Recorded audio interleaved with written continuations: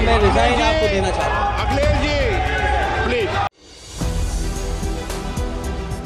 Speaker Om Birla चीखते रहे, चिल्लाते रहे कि अखिलेश जी आपको मौका दिया जाएगा, लेकिन अखिलेश यादव ने एक न सुनी।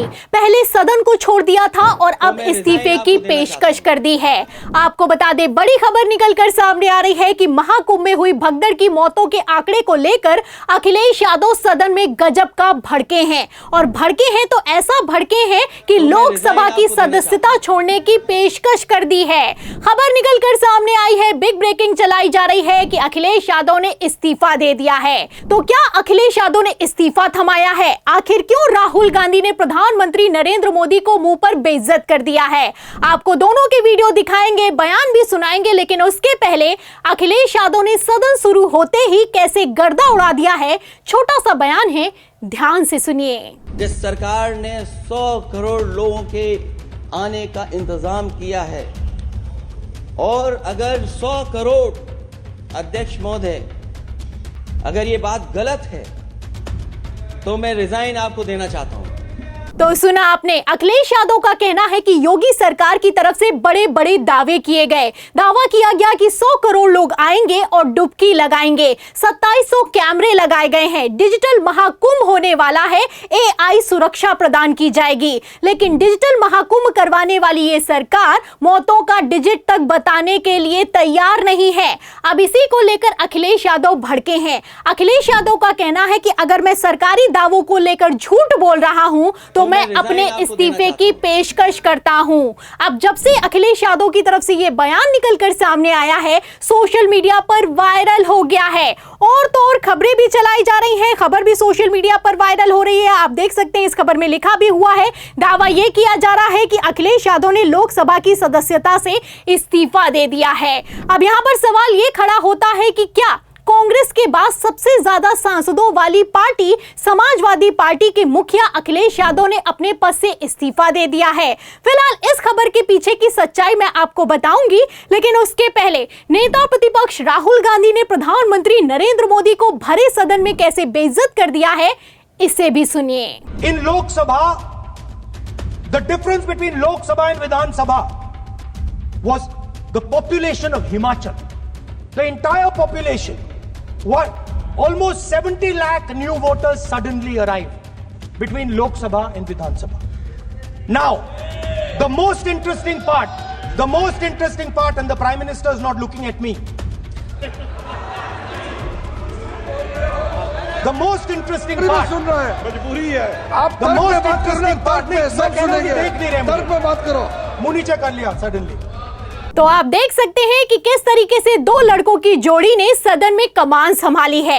इंडिया गठबंधन ने मोदी सरकार को पानी पिलाकर रख दिया है। एक तरफ अखिलेश यादव है, दूसरी तरफ राहुल गांधी है।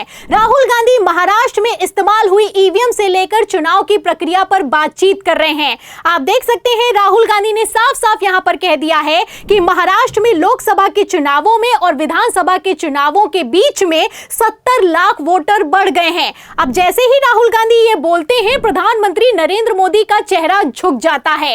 इस पर आप देख सकते हैं कि किस तरीके से राहुल गांधी आओ देखते हैं ना ताओ तुरंत प्रधानमंत्री नरेंद्र मोदी को भरे सदन में टोक देते हैं और कहते हैं कि प्रधानमंत्री ने चेहरा झुका लिया है और वो मेरी आंखों से आंखें नहीं मिला पा रहे हैं। तो इंडिया गठबंधन ने आप देख सकते हैं कि किस तरीके से मोदी सरकार को बैकफुट पर ला दिया है। हालत तो प्रधानमंत्री नरेंद्र मोदी तक की खराब हो गई है, और इन सबके बीच अखिलेश यादव ने आज सदन में जो किया है उसकी तो शायद कभी उम्मीद भी नहीं की होगी। अखिलेश यादव ने साफ साफ कह दिया है कि मैं अपने पद से रिजाइन दे देता हूं।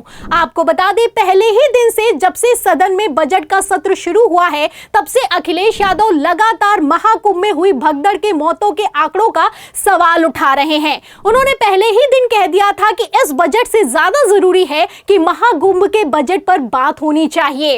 अखिलेश यादव ने कह दिया था कि हिंदुओं की जान गई हुई है, लेकिन फिर भी हिंदू हिंदू करने वाली सरकार हिंदुओं का मरने का आंकड़ा बताने के लिए तैयार नहीं है। आपको बता दें, खबरें निकलकर सामने आ रही हैं। दैनिक भास्कर की रिपोर्ट ने धमाका किया है, लेकिन इन सब के बावजूद योगी सरकार ने चुप्पी साध रखी है। भास्कर ने बकायदा रिपोर्ट जारी की है कि 1500 से ज्यादा लोग वहां पर लापता हो चुके हैं। रिपोर्ट में निकलकर सामने आया है, जिसमें एम्बुलेंस वाले ने खुद माना है कि 100 से ज्यादा लाशों को उसने मर्चुरी में पहुंचाया है। लेकिन इन सब के बावजूद योगी सरकार कह रही है कि मौत का आंकड़ा 30 है। तो इन खबरों से आप अंदाजा लगा सकते हैं कि किस तरीके से योगी सरकार एक्सपोज होती हुई नजर आ रही है।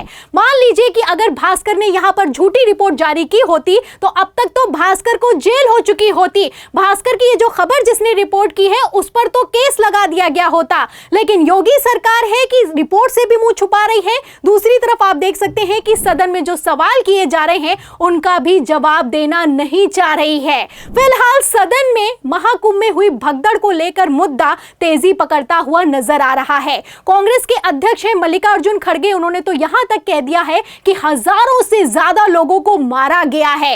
इस पर जब बयान निकलकर सामने आया, जगदीप धनखड़ ने कह दिया कि आपने गलत बयानबाजी की है, आप अपने बयान को वापस लीजिए। तो खड़गे ने साफ कह दिया कि मैं अपना बयान वापस ले लूंगा, लेकिन पहले आप असल मौतों के आंकड़े बताइए।